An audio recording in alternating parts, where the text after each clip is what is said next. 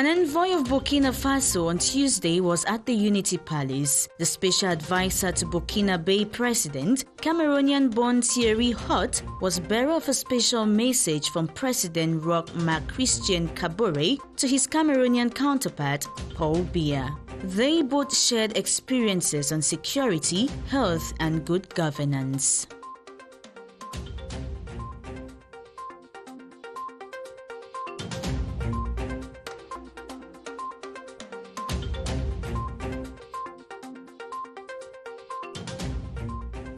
Africa has been declared free from wild polio by the independent body, the Africa Regional Certification Commission. 25 years ago, thousands of children in Africa were paralyzed by the virus. Nigeria is the last African country to be declared free from wild polio, having accounted for more than half of all global cases less than a decade ago.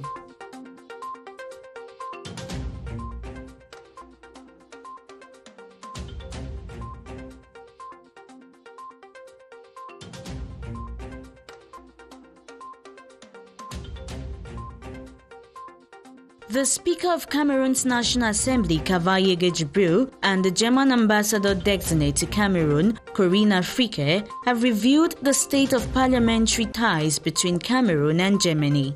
The German diplomat pledged her country's continuous support to Cameroon in seeking a peaceful resolution of the crisis in the northwest and southwest regions, as well as the ongoing fight against the coronavirus.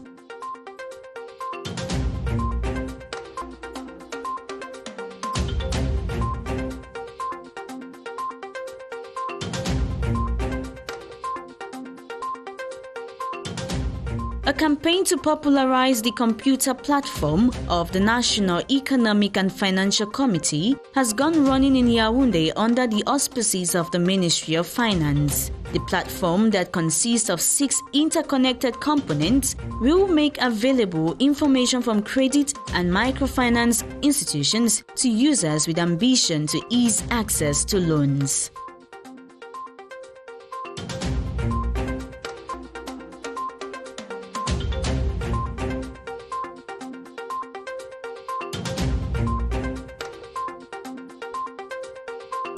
Nine freshly appointed military judges have taken the oath of office in a solemn ceremony at the Yaoundé Military Court with instructions to deliver justice in all fairness and equity.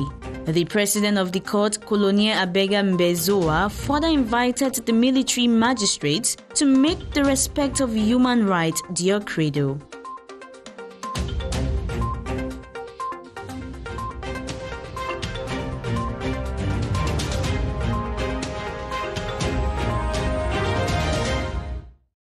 De l'innovation numérique se poursuit aujourd'hui. Elle a débuté lundi dernier et aujourd'hui va marquer la fin du bootcamp qui permettait de former les 15 porteurs de projets en lice pour le prix spécial du président de la République, prix spécial qui couronnera donc l'initiative digitale la plus intéressante en rapport avec le thème de cette année, l'innovation, la jeunesse face à l'innovation numérique en temps de crise. Et aujourd'hui, dans l'actualité également, le président Paul Biya qui a reçu en audience hier au Palais de l'Unité Thierry Hott, le conseiller spécial du chef de l'État du Burkina Faso, Roch Marc Christian Kabore. Je suis sûre que les journaux en parlent ce matin. Caresse va nous en dire plus. Caresse, bienvenue. Merci Gladys, bonjour et bonjour à nos téléspectateurs. Effectivement Gladys, vous avez vu juste, les journaux reviennent abondamment ce matin sur cette audience accordée par le président de la République à Thierry Hott. Il est le conseiller spécial, vous l'avez dit, du président burkinabé. Et ensemble, les deux hommes ont parlé de sécurité et ils ont parlé de l'actualité en général. D'autres sujets dans vos journaux ce matin? Exactement, Gladys, d'autres sujets. On parlera notamment de ce conflit ouvert à Foumban entre le maire de Foumban, Madame Patricia Tomaino Ndamjoya, et le préfet de cette localité au sujet de la création d'une police municipale. Bataille de pouvoir dans Tabloïd ce matin, présenté par Caresse Cécial.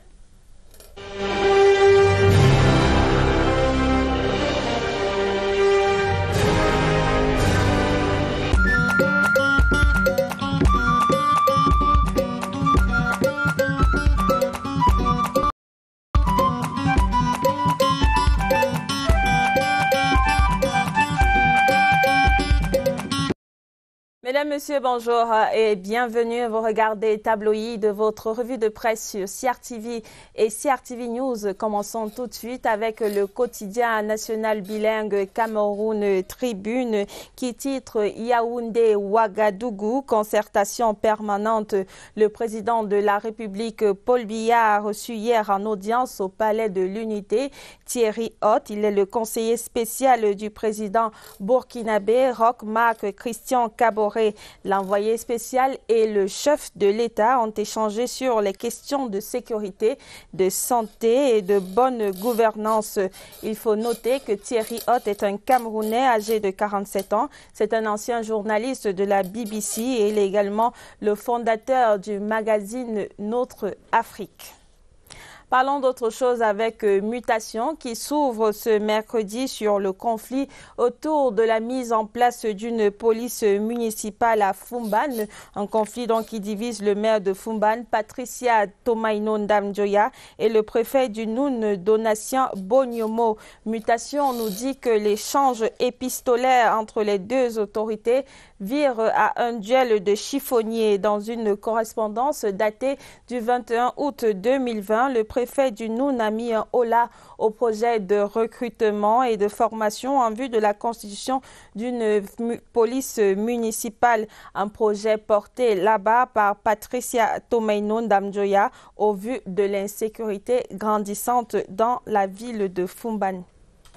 Diapason, l'hebdomadaire pratique de l'emploi, de l'économie et des finances, nous apprend que la saignée provoquée par le coronavirus se poursuit avec des nombreux licenciements et mises en chômage technique.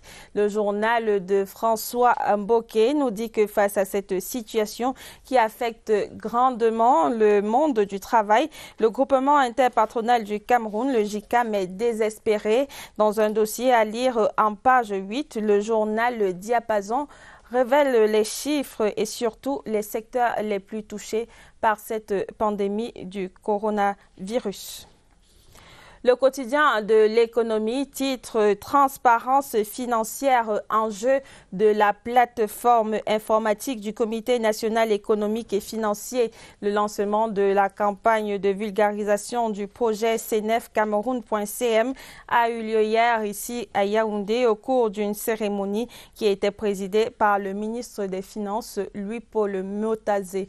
Pour donc en savoir plus sur cette plateforme informatique du Comité national économique et financier, il faudra ouvrir les colonnes du quotidien de l'économie en page 2. L'hebdomadaire Flèche d'Afrique titre en sous-tribune « Inondation à Douala », Célestine Ketia-Cortés, les pieds dans l'eau. En effet, le ministre de l'Habitat et du Développement urbain s'est rendu à Douala pour apporter son réconfort aux sinistrés et surtout pour procéder à une première évaluation des causes mais également des conséquences de ces inondations dans la région du littoral. Tous les détails sur la visite du ministre de l'Habitat et du Développement urbain à lire en page 8 de l'hebdomadaire Flèche d'Afrique. Le quotidien La République Presse nous apprend en sous-tribune que 20 jeunes entrepreneurs ont été primés par le Fonds d'appui au prototypage à l'issue du concours lancé par l'Agence de promotion des petites et moyennes entreprises. Le dispositif vise à accompagner les projets d'entreprise en phase d'amorçage. Ce fonds baptisé Fonds Proto a ainsi primé 20 entrepreneurs avec des enveloppes allant de 1 à 5 millions de francs CFA. Terminons cette revue de presse avec du sport en sous-tribune du quotidien Émergence qui revient sur la victoire du Camerounais Eric Mbatia au marathon d'Helsinki. C'est en Finlande. Le triple vainqueur de l'ascension du Mont Cameroun a terminé samedi dernier le parcours de 42 km en 2 heures, 24 minutes et 40 secondes. Bravo aux champions. Mesdames, Messieurs, voilà, c'est sur ce que nous mettons un terme à cette édition de Tabloïd. Merci de faire vivre la presse en vous rendant dans les kiosques pour acquérir ces journaux. Sur ce, moi, je vous souhaite de passer une excellente journée en compagnie de nos programmes.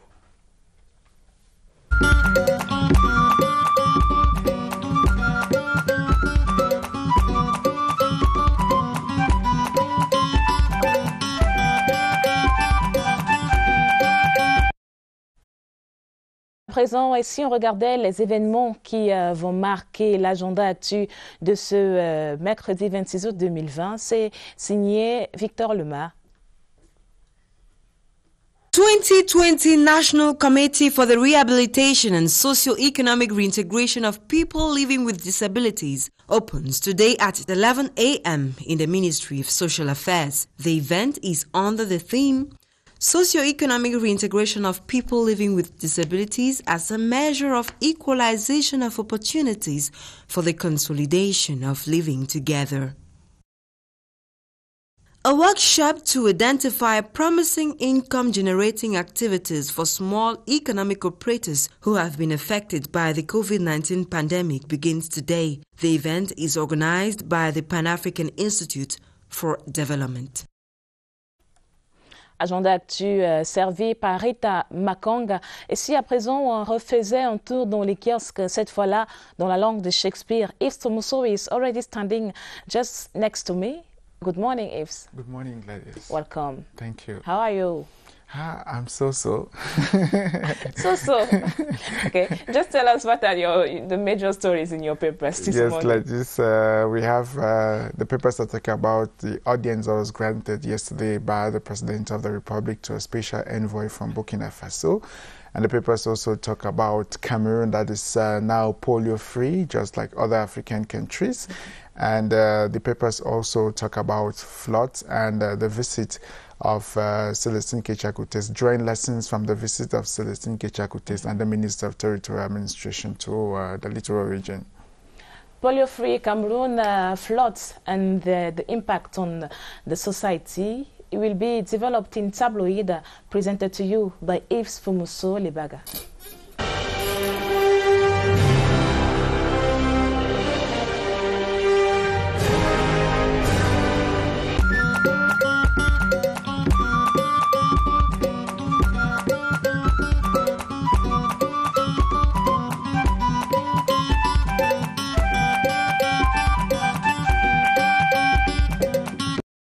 Glad to have you on Tabloid. This is where we take a peep at what the papers are saying in Cameroon today. We begin with the low national bilingual daily Cameroon Tribune. It says concertation permanente. The paper says Yaoundé Ouagadougou concertation permanente. Cameroon Tribune headlines. The paper writes further that the special envoy of President Roch Marc Christian Kabore of Burkina Faso was received in audience by the President of the Republic, His Excellency Paul Biya, yesterday, August 25. Mr. Thierry Hott, special advisor to the Burkinabe president, was bearer of a sealed envelope which he handed to the head of state before their one-hour discussion on security, health and good governance. Speaking to reporters at the end of the meeting, La République Presse says Thierry Hott expressed his gratitude and acclaimed President Paul Biya for his constant availability and fraternity towards the people of Burkina Faso.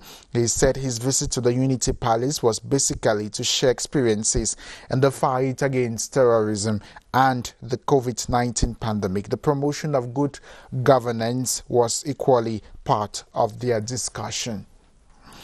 Emergence writes that an ad hoc committee of the Central Committee of the Cameroon People's Democratic Movement, the CPDM party, has been examining files of close to 100 party members who violated party rules and regulations during the February 2020 legislative and municipal elections.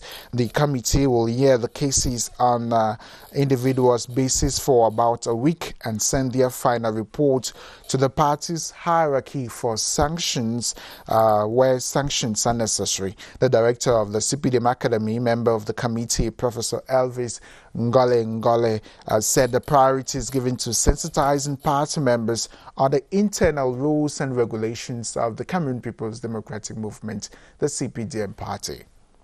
L'Essentiel adds in one of its lead stories that those concerned by the hearings have come from almost all the 10 regions of the country.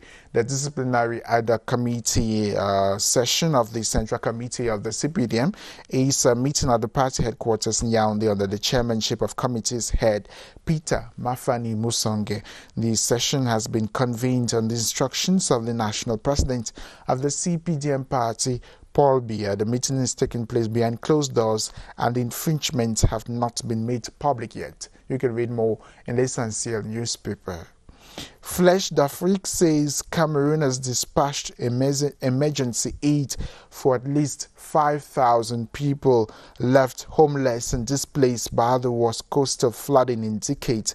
Heavy rains this month swept flood waters through Douala, Cameroon's largest city and economic capital, leaving much of it underwater. The government of Cameroon reports that more than 5,000 people are either homeless or have left their homes temporarily to seek refuge in safer areas of the town. More in Flèche d'Afrique. Le Soir, to say 6 bridges, including the one linking the city of Douala and the Douala International Airport, collapsed. Thousands of goats, sheep and fowls were dumped by the floods on the Atlantic Ocean. No human deaths were reported. Celestine Kicha-Koutes, Cameroon's Minister of Housing and Urban Development, says failure by citizens to respect the city's urbanization plan provoked the floods. She says Cameroon President Paul Biya asked her to visit Douala and tell residents that he is unhappy with uncivil behaviors that expose civilians to floods. La Lettre de la Bourse writes that over 3,500 billion CFA francs will be injected for the reconstruction of the northwest and southwest regions of the country hit by the socio-political unrest. The amount will be needed for the implementation of recommendations issued during the national dialogue organized in early October last year to find solutions to the socio-political unrest in the 2 English-speaking regions of the country. The major part of the fund will be used to revive state-owned agribusiness companies and relaunch projects stopped due to the crisis. That does it for what the papers are saying this morning. Get to the newsstands, buy a newspaper as you read. Have a beautiful day.